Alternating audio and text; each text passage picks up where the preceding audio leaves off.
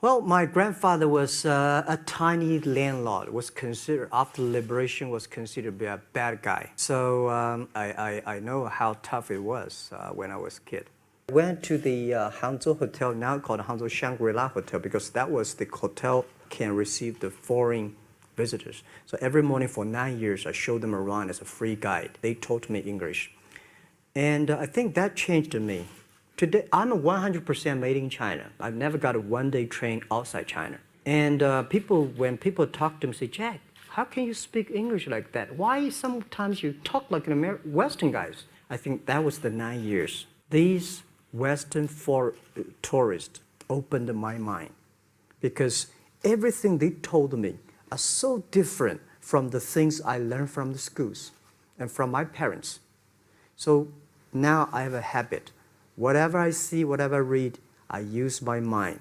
Think about for 2 minutes. You tried to get into 3 colleges. I tried. There's an examination that young people, if you want to go university, you have to take the examinations. So I failed 3 times. Okay. But a lot of fail. I failed for funny things that I failed a key primary school test for 2 times. And I failed 3 times for the middle schools. You will never believe in Hangzhou, my city, there's only 1 middle school that lasts only 1 year. It was changed from primary school to middle school because our graduates of our school, no middle school accept us because we were too bad. Yeah. They would become a middle school. What effect did it have, though, being rejected? Well, I think we have to get used to it. We're not that good. Even today, we still have a lot of people reject us. When I graduate from universities, and before for 3 years, I tried to fill in the universities. So I applied jobs for 30 times, got rejected. I went for a police, they said, no, you're not good. I went to even the KFC. When KFC came to China, come to my city, 24 people went for the job. 23 people were accepted. I was the only one guy. And we went for police. 5 people, 4 of them accepted. I was the only guy that I received it. So to me, being turned down, rejected. Oh, by the way, I told you that I applied for Harvard for 10 times, rejected. I know I'll be rejected. I just don't want to say that. Yeah, sorry now. 10 times you wrote them and said, I'd like to come to Harvard. Yeah, and then I told myself someday I should go teach there, baby. I think that can be arranged. I went back to China with the Seattle dream of the internet. I believe this thing is going to change the world. I believe this thing will be big. But whether whether Jack Ma and his team can be successful, I don't know. I told the team somebody will be successful, but may not be us. We have to work very hard.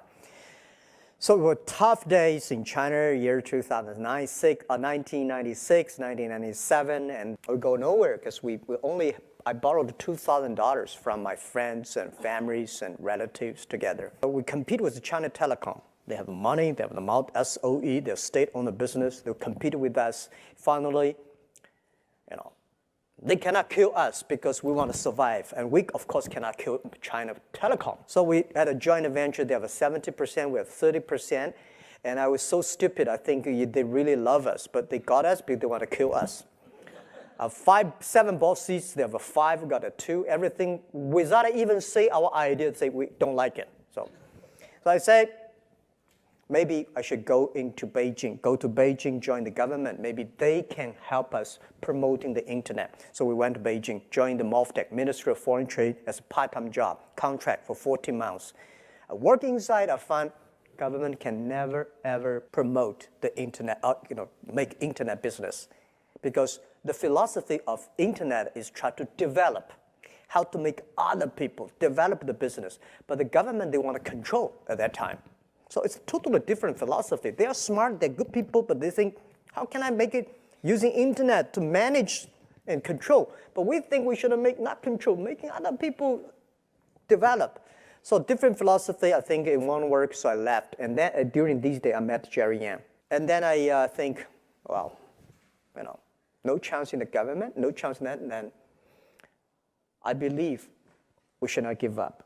So I was desperate and think a lot. I said, let's go do it again. So we went back to Hangzhou.